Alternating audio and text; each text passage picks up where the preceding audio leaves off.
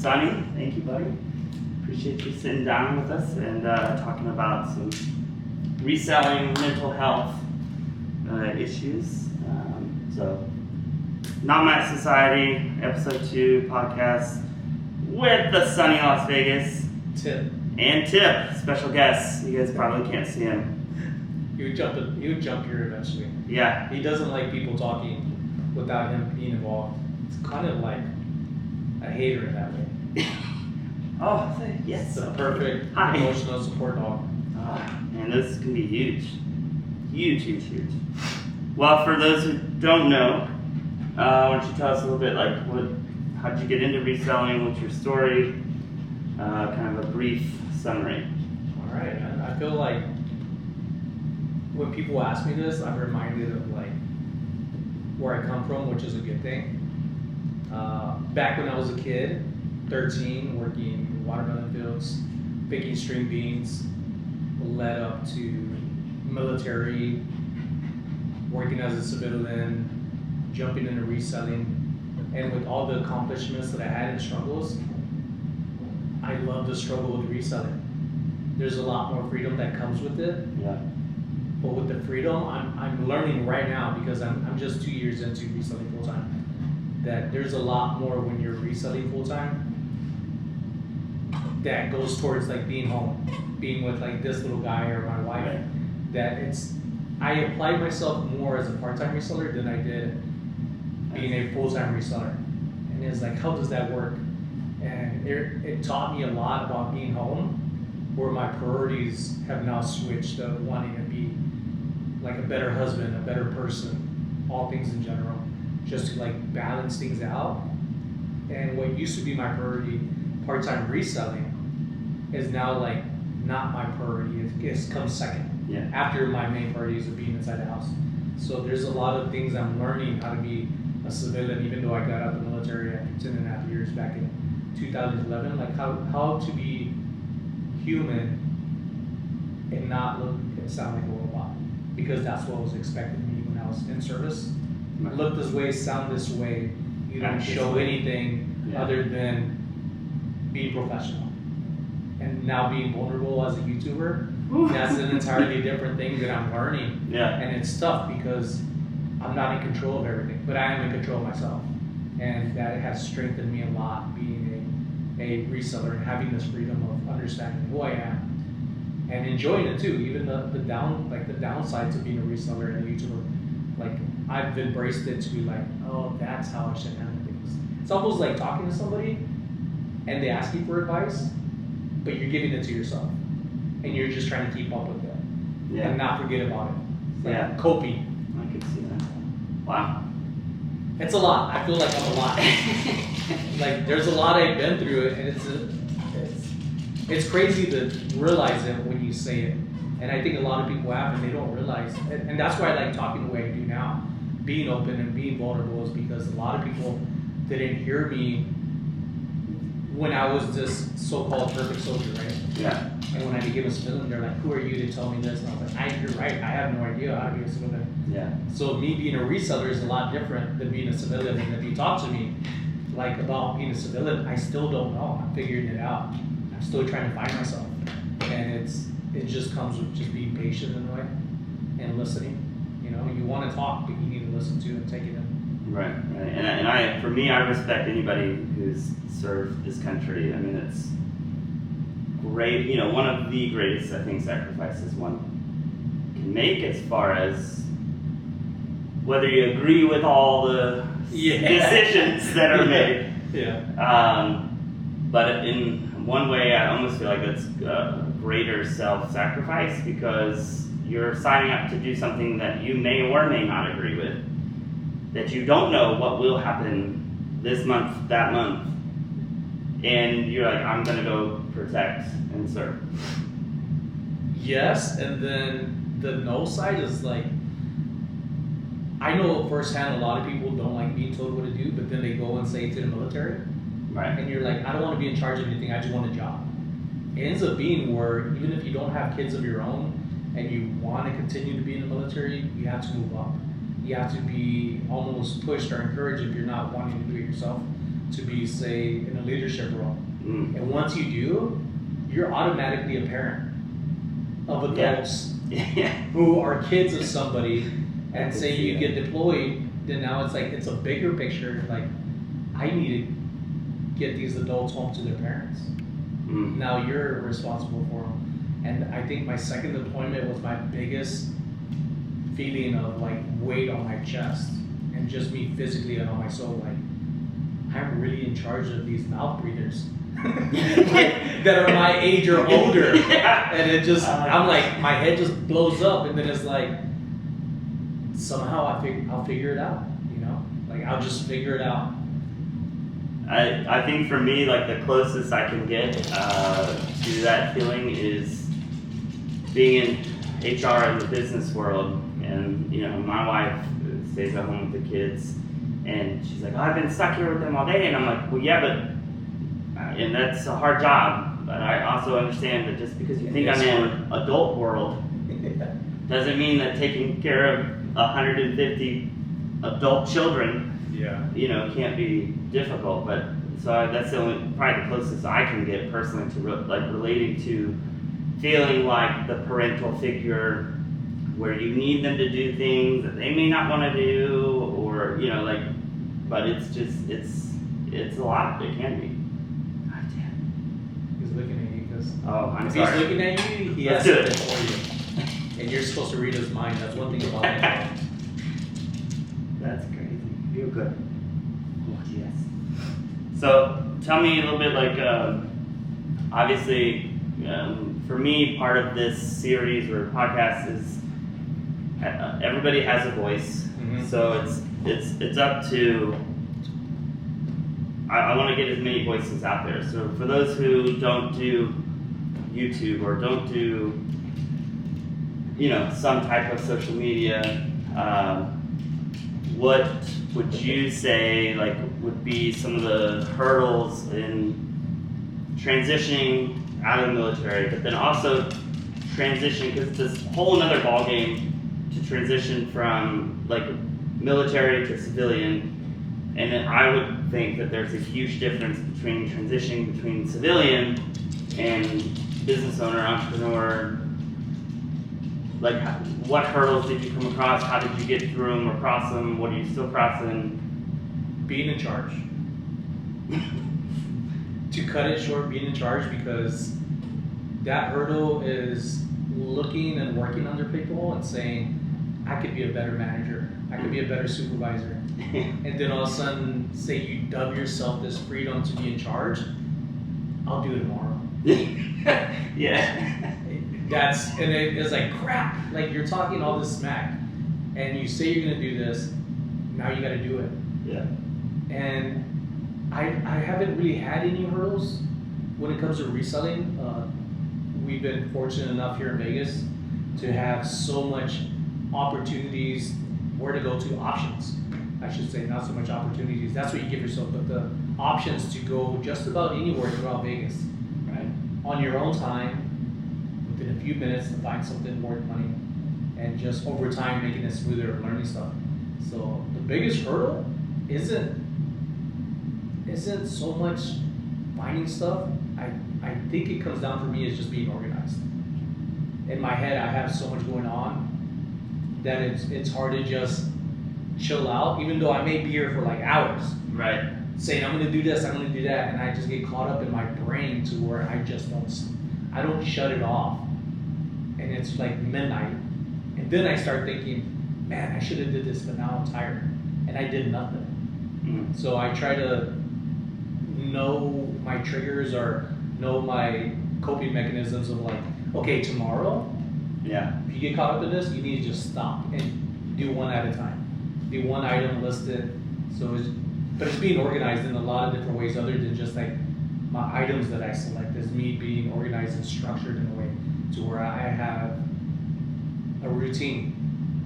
But with my lifestyle now, I have a hard time maintaining a routine because I'm asked to be here or there, and I want to be there and support others, but I need to support myself now more than anything, especially being a full-time reseller. Yeah.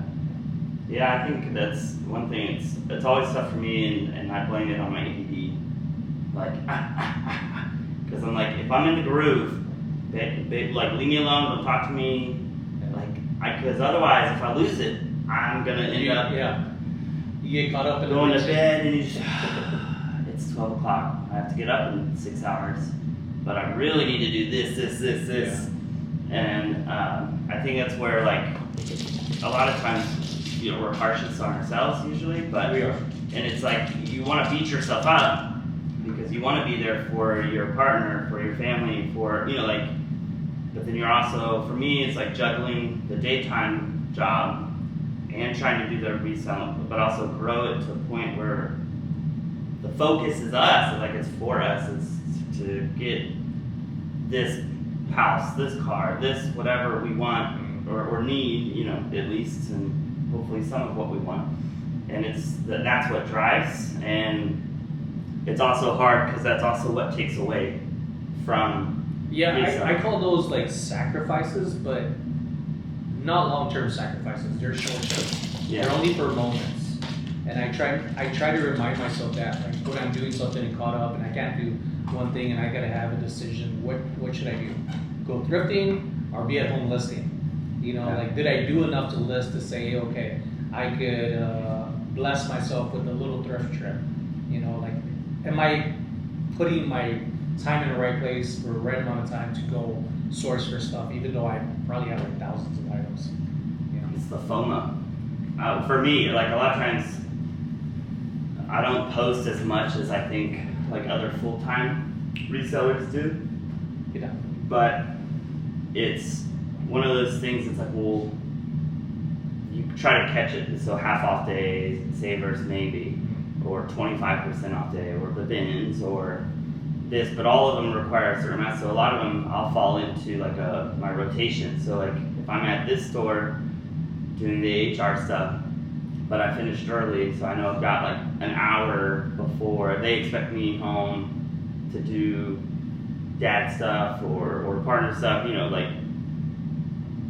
I'm like, okay, well, if I go in 30 minutes and then I gotta get going, or, you know, because that's a different job now, like when you get home. And then my kids, I can't even take toys home anymore because my younger two specifically, like Noah, Benjamin, they know, oh, Dad, what, hey, stay out of the garage. Like, don't go in there. But Dad, can we have the Star Wars Legos? Yeah. It's hard to say no. Right. And you're like, but you have 1,000 toys inside. But this is so we can afford. I'm like that when my nephews come over and my niece. They'll come in, but I'll be like, okay, am I really gonna list a lot of this stuff? Come and pick something, and I open it up to like pick whatever you want, but at the same time I'm like, do not grinding on my teeth, my eyes are squinching, my head's going down, but I know it's for the good. Yeah. The value's gonna come a lot more knowing they're happy with something, and surprisingly, my nephews and little cousins out from Hawaii when they visit, like blew me away when one of them, JJ, goes inside the garage and he's like, Uncle Sonny, this is a vintage rock. Like, this is, nobody has it. And I'm like, how do you know about vintage, you know? How do you know about these toys? And it just blew me away. It's like, what else do you know? It's probably behind you. Okay, it's pretty cool, but if you're not gonna list it, you might as well give it to somebody, and there's different types of value when it comes to reselling. The stuff you're not gonna list and give it away, especially to say your own kids or donations. Yeah. The value is different for me now. Before I used to resell, and it was because I was struggling to pay bills. We were in an apartment, it was really tight. We have family living with us here, and I was struggling to get a job. My wife told me about reselling. So I was like, I dived into it, and it worked out since day one. And now I no longer, like, I'm not rich. Like, right. I consider myself a thousandaire. Nice. You know, like, it sounds nice. Nobody's using it, so I hope it catches on for it. You know, copyright. Yeah, thousandaire. Like that. Now I'm like, okay, if I go broke, it's only for like a couple of hours, because I have all these platforms I've worked on and continue to work on to bring in something that I enjoy doing a lot more than working under somebody else. Right. Although, And reselling, we do work for somebody else. There's policies on every platform. Yeah. But they're so simple. You know, my success is what I put into it, and that's one thing I think I've taken away from being in the military and all these other jobs, working in the oil fields and the coal mines, where now I'm like, okay, if I want this so-called freedom, this is the price I'm gonna have to pay for it. Yeah, I think that's for me how I ultimately look at it. Because ultimately they usually don't grab like the heavy hitters. So it's like, please don't see this, please don't see this. If I didn't get a chance to like take it to storage or whatever, but when I first started, it was kind of similar, and it was, you see something on YouTube and you go, well, I feel like I can do that. Like, it doesn't seem overtly complicated.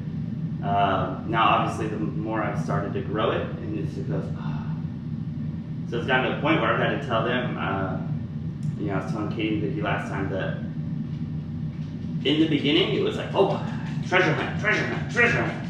And now, sometimes it's like, I don't really want to, but yeah, there's days like that. But you know, you need to, either because you're low, or you know, there's a chance, you know, you can get certain inventory, or that you're like, okay, that I get excited about, but only if I know I'm gonna find it, or something like that. But it's been interesting, I think, watching the growth and development and of reselling, of people I know, like you, man. Kudos, dude. I've told you before, I'll tell you after. I have mad respect for you as an individual, but also as a reseller. Thank you. Because you, in my opinion, do it your way, like the way you want to do it. And you, yes, that evolves. We're all people, I think. Yeah. So change is good. It's going to. You know, you can be married to somebody for 30 years, and there might be 4 different versions of each other. You have to fall in love with it. Yeah. But you do it, I think, with what corporate world misses out a lot on, of valuing the relationships, valuing the people. And to me, that's one of the coolest things why I got into HR in the first place, is to watch, like, to be a part of somebody's journey and go, you started here, now you're here. Like, that can be life changing, or it's a moment where it's like that's something you'll always remember.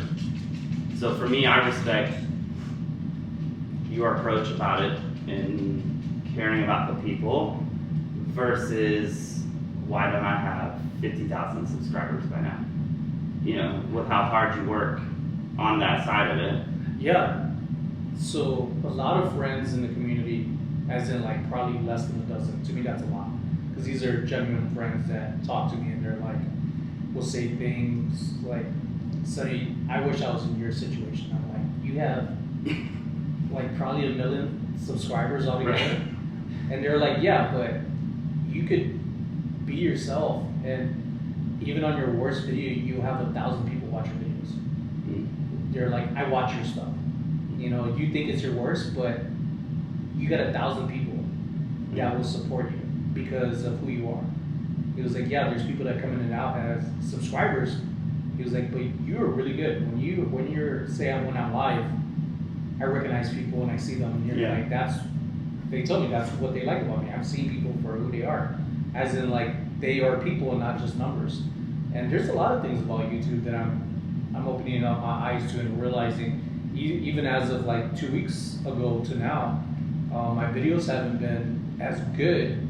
But looking at things like you mentioned off camera was studio or analytics, and some of my slow videos that have like maybe 2,000 views have gotten more watch time hours than my videos that got 10,000 views, 12,000 views, right, within a day or two, compared to those 10,000, 12,000 view videos that have been out for like 2-3 weeks a month. And I'm like, why is that possible? And I'm like, I guess because of the things that I'm saying. I have to look at it and understand like how are they taking this. Like I can see what I said, but how is it taken in? So I'm learning a lot, not just to be like focused on it, but it makes me understand. And I try to tell people this for years now. Not this part. This is like separate from what I just said. But subscribers, it's awesome to get subscribers. Yeah. But you got to be grateful for the 1-2 people that are always there, the 1,000 people that you build up to. you know, the hundreds of people, and it's brought me a long way to meet amazing people. And it's by me being myself and not being afraid to do it. Yeah. I'm not pushing myself to be anybody else than who I am at the moment. And I tend to just be about who I am and the mood that I give. Even in my videos, sometimes I don't feel like talking. Yeah. And I won't talk. And I'll even say in the videos, like, yeah, I'm doing a recording because I wasn't in the mood. But I knew there was something to bring you, and now I'm voice over it, you know, the item, and I try to bring it. But I don't try to be fake in any way because I don't want to be that. Yeah. I feel like in a way in my past, who I had to be because of wearing uniforms and positions that I was in, I had to look a certain way. But they wouldn't let me be myself the same way. Because it's not how they do it. Yeah, and that's back to reselling is like being a reseller. One of the biggest things I like about reselling, doesn't matter how tall you are, your skin color, your waist size, you know, it doesn't matter about any of that. Like, you could be handicapped and you could be even more successful with people who are the cutest, handsomest, you know, best looking. Like, it doesn't matter. People like you for being who you are, what you find and what you know, and encouraging people to keep going. And I like that. I've always felt like an underdog. Now I don't feel like an underdog. I feel human. And that's one of the biggest things that I take pleasure in every day is waking up and like, I feel like I found myself. And I don't think I would have found it as fast if it wasn't for reselling it and giving myself the time to do it my own way. And nurture yourself and take time on yourself. It's a huge thing I think a lot of us struggle with. I know I do. Just taking time out to find myself, to I think part of it is not so much finding it, who you are, is accepting who you are. Yeah. Even our flaws, like I'm colorblind, I can't do crap about it. Yeah. You know? And people were like, you should get glasses. I'm 42 years old. Why do I need glasses now for being colorblind? Get down. Like, I made it this far without them. Yeah. All the things when I was younger and I wanted to apply for, like being an engineer or a tanker in the military, like now I don't need my eyes for colors. Like, I could see names, I could use Google Lens, you know, like there's other options. It's not holding me back anymore. Yeah. You know, I don't think holding me back now is like just doing it. Yeah. And I do a little bit of everything, but I'm trying to do a lot more. And I know that I can. It's just the prioritizing the structure of my life on a day-to-day basis is always changing. It's never this time you wake up, this time I eat. Like, it doesn't fall that easy for me because there are things in my life that I'd rather do than just have it one way. My life would not work out that way like other people's do, to have every hour broken down throughout the day. I'm with you on that. It's one of those things that with the kids, like, you can only plan so much. Like, in my mind, sometimes I'm like, okay, I gotta go home, I gotta pack orders, I gotta do this, I gotta do that, I gotta do that. And as soon as you walk in, and, Dad! You know, I want this, I want that. Okay, of course you want quality time right now. In my mind, like the business lobe, I'm like, this has got it done, this got it. Okay, well, let's do this, and then we'll do that, and then hopefully after you go to sleep, we'll do it. But after they go to sleep, you'll figure it out. But yeah, and it's a little easier. Ironically, it's more chaotic, but I always know there's that time, like at the end of the night during school, because I know they gotta be asleep by like 8:30. There's no 10:30. I'm hungry still. Eat your stomach, go to bed. I don't know what. You know, like it's tough because there is sometimes, you know, you just don't know. But my hope is with this and some of the things coming up with it and sitting down, I want to get different people's perspectives, because one of the things for me when I got started reselling was always, well, how come? Yeah, but I'm picking up like the same stuff, or like, why does it seem so easy for them, or why is it so like this, or why are they selling this and I'm not selling this, and I always felt different because it seemed like in the beginning, you know, it was like Rally Roots. It was Cincinnati Picker. It was, like there were a couple of them that I first started seeing, and that was one of the things I loved about, or Bonafide Hustler. That was I was another gonna one. say Yeah, man, he's like was super OG. So Bonafide Hustlers, I think Rally Roots came a few months after, but then Hustler Hacks. I think the first people I followed resellers were actually Edwina and Shayna, Drifters Anonymous here in Vegas. Wow. So I think they were my number one that I subscribed to, and that's where it started with Bonafide Hustler, Hustler Hacks, Rally Roots, and then I can't remember after that. But unless I come across them again, but a lot of those OGs come and go. Yeah. Whenever they want, which is pretty awesome. It's like a surprise gift. Yeah. But yeah, dude, there's a lot of people I've seen grow throughout these years, and I've never thought of I could be like them. I just thought, cool. Those are people. Yeah. They got huge subscribers. I don't think I thought of it because I wasn't looking at being a YouTuber. I was just trying to learn as fast as I could to get out of when I started was saying earlier, to get out of the headaches of being broke. Right. Yeah, I think it's similar. It was just a way to supplement, and I think even when we met last year, and it was I know you're supposed to do YouTube or whatever, that's opening doors and this and that. And I'm like, just the editing always petrified me. I'm like, I don't know if I had the time for that. I don't know if I what would I offer, to the community, right? That there isn't 4,000 other people covering at the same time.